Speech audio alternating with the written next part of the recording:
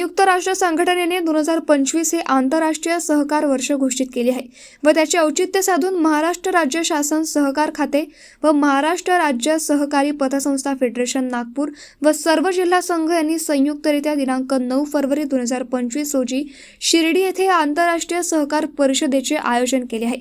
तसेच आंतरराष्ट्रीय सहकार वर्षानिमित्त सहकार दिंडीचे देखील आयोजन करण्यात आले आहे। नागपूर येथे स्वर्गीय वैकुंठभाई मेहता सहकार दिंडी, सहकार रथ व स्कूटर रॅलीच्या रूपात ही बुधवार दिनांक 29 जानेवारी सकाळी 9:30 वाजता श्री गजानन महाराज मंदिर लकडापूल महाल नागपूर येथून निघेल। पुढे ती जिल्हा उपनिबंधक कार्यालय, गणेश पेठ व विविध सहकारी पतसंस्थांमार्फे आयोजित केलेल्या स्वागत रॅली स्वीकारत पुढे जाईल। 1 वाजता टेकडी गणपती मंदिर येथे पोहोचेल व तेथे प्रसाद वितरण होईल। दुपारी 2 वाजता हा सहकार रथ वर्धा व त्याच्या पुढील कार्यक्रमाप्रमाणे रवाना होईल। यवतमाळ, बुलढाणा, जालना, छत्रपती संभाजीनगर, बीड अशा मार्गाने प्रवरानगर येथे स्वर्गीय विठ्ठलराव विखे यांच्या स्मारकाला अभिवादन करून दिनांक 9 फरवरी 2025 रोजी शिर्डी येथे सहकार परिषदेत उपस्थित मान्यवर या दिंडीचे स्वागत करणार आहेत। याच पद्धतीने दिंडी क्रमांक 1 स्वर्गीय धनंजयराव गाडगीळ सहकार दिंडी मुंबई येथे स्वर्गीय यशवंतराव चव्हाण स्मारकाला अभिवादन करून ती मुंबई, कोकण, कोल्हापूर, सांगली, सातारा, पुणे, नाशिक ते प्रवरानगर असा मार्गक्रमण करेल। महाराष्ट्राची सहकारी विशाल परंपरा लक्षात घेऊन आंतरराष्ट्रीय सहकार वर्षानिमित्त आयोजित करण्यात आलेल्या या कार्यक्रम हा उत्सवपूर्ण व जल्लोषपूर्ण वातावरणात साजरा होईल। जिल्ह्यातील सर्व सहकारी पतसंस्थांना सहकार दिंडी व आंतरराष्ट्रीय सहकार परिषद कार्यक्रमात सहभागी होण्याचे आवाहन या निमित्ताने राज्य फेडरेशन संचालका सौ निलिमाताई बावणे, तज्ज्ञ संचालक श्री हरिभाऊ किरपाने, नागपूर जिल्हा पतसंस्था संघाचे अध्यक्ष राजेंद्र घाटे, उपाध्यक्ष मोरेश्वर मंगरुळकर, मुख्य कार्यकारी अधिकारी विलास लेंडेर यांनी केले।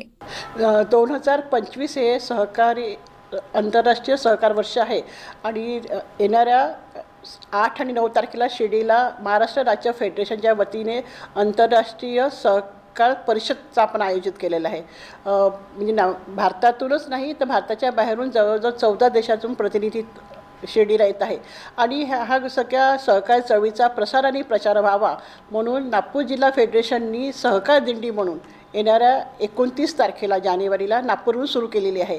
तर दिंडी काढण्याचा उद्देशच असा आहे की सहकार चळवळीला अनेक लोक जोडलेले आहे आणि नागपुरात जवळजवळ 1000च्या वर पतसंस्था फेडरेशनचे सभासदसुद्धा आहे।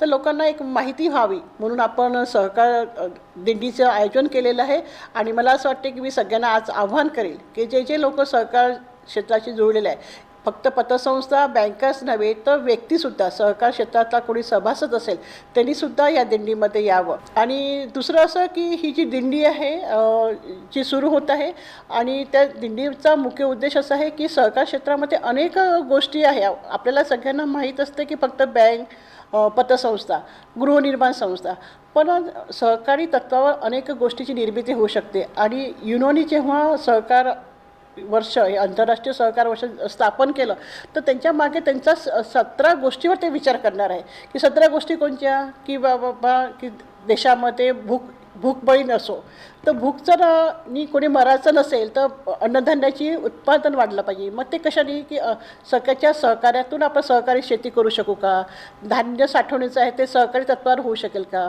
प्रक्रिया आहे कारण की एकीकडे खूप भाजीपाला लागतो आहे, दुसरीकडे भाजीपाला फेकला जातो आहे, याचा समन्वय कुठे साधला जातो आहे का, ह्या गोष्टी सहकारी तत्वातून आपण करू शकतो का, सगळ्यांना सोबत घेऊन एखादा आपण नवीन प्रोजेक्ट तयार करू शकतो का, अशा गोष्टीचा युनोनी त्याच्यामध्ये विचार केलेला आहे। दुसरं असं की आरोग्य क्षेत्राचे आहे की सहकार क्षेत्रातूनच आपण आरोग्य सहकारी दवाखाना आपण एखादा काढू शकतो का की जे आपले सभासद त्यांना कमी पैशामध्ये आरोग्य मिळू शकेल।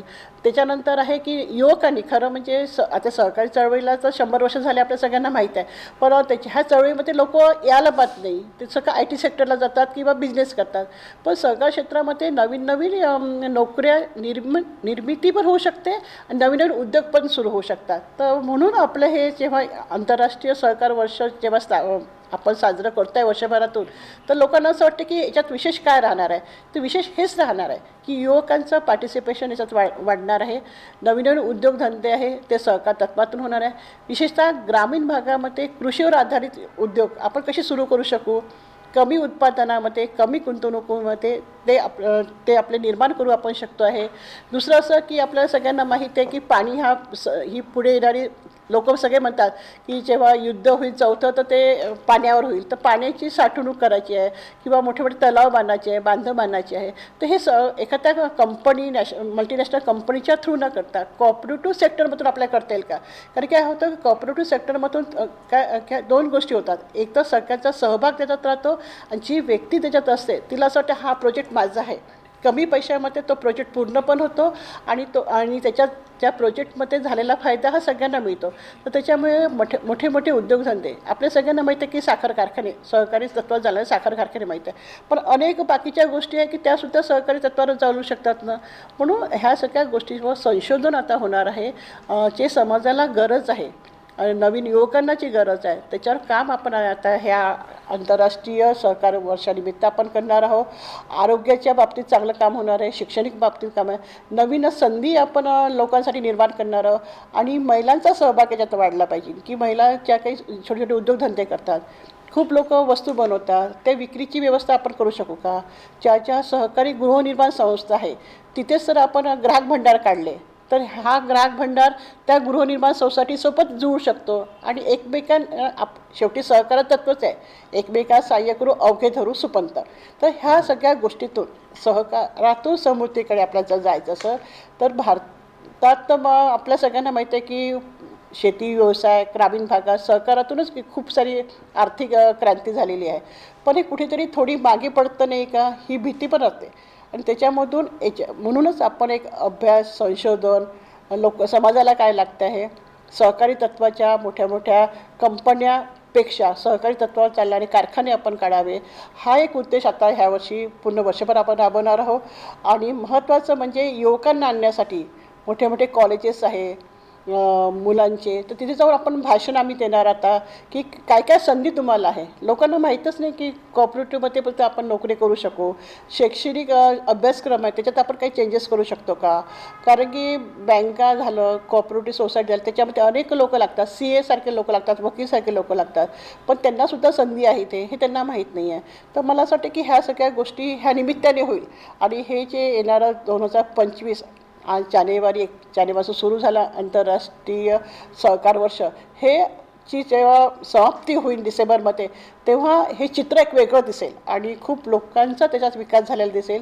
आणि मला असं वाटतं की हेच आपलं भारताचंही लक्ष राहणार आहे की सुफल जर आपल्याला कराचा देश असेल आणि कृषीप्रधान आपला देश आहे तर आपण त्या गोष्टीवर विचार करण्याची गरज आहे. सर्वप्रथम आंतरराष्ट्रीय सहकार वर्षाच्या सर्वांना शुभेच्छा देतो, आमच्या सहकारी मित्रांना. आणि ताईंनी जो प्रश्न या ठिकाणी सांगितला आहे किंवा विचारला आहे, या आंतरराष्ट्रीय सहकार वर्षामध्ये सहकारी पतसंस्थांच्या माध्यमातून ते वृक्ष लागवड असो, त्या ठिकाणी निबंध स्पर्धा असो, चित्रकला स्पर्धा असो किंवा अनेक व्याख्यात्यांचे व्याख्यान, हे कोणताही शुल्क न घेता हे या ठिकाणी सर्व सहकारी संस्थेमध्ये काम करणारे किंवा सहकाराच्या माध्यमातून शेवटच्या व्यक्तीपर्यंत ज्याला कर्जाच्या रूपाने मदत होते, ज्याला ठेवीवर सुद्धा चांगलं व्याज मिळते, या संस्थांच्या माध्यमातून त्यांना मार्गदर्शन करण्याकरता पतसंस्था नागपूर जिल्हा पतसंस्था संघाच्या माध्यमातून या ठिकाणी मदत केल्या जाणार आहे. आणि हा पूर्ण कार्यक्रम वर्षभर या ठिकाणी राहणार आहे. जवळजवळ यामध्ये 16 देशांच्या प्रतिनिधींना या ठिकाणी निमंत्रण देण्यात आलेलं आहे आणि 14 देशाचे प्रतिनिधी या प्रसंगी उपस्थित राहणार आहे. त्यांनी ते निमंत्रण स्वीकारलं सुद्धा आहे. आणि हे आंतरराष्ट्रीय सहकार वर्ष असल्यामुळे आपल्या देशामध्ये आणि आपल्या विशेषतः महाराष्ट्रामध्ये हे आंतरराष्ट्रीय कॉन्फरन्स होत असून याचा जवळजवळ 35,000 सभासद त्या ठिकाणी उपस्थित राहतील असे एकंदरीत आहे.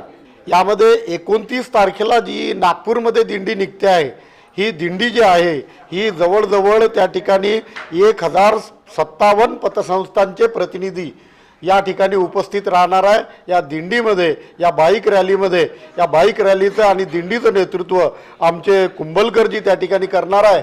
आणि त्यांच्या नेतृत्वाखाली गजानन महाराजांचं मंदिर लकडापूर या ठिकाणावर निघेल आणि जवळजवळ DDR ऑफिसला त्या ठिकाणी त्यांचं स्वागत होईल आणि गणपती मंदिरापर्यंत तिथं प्रसादाचं नियोजन केलं. आणि पुढचा प्रवास हा 10 दिवसाचा आहे आणि 9 तारखेला ती दिंडी शिर्डीला त्या ठिकाणी पोहोचणार.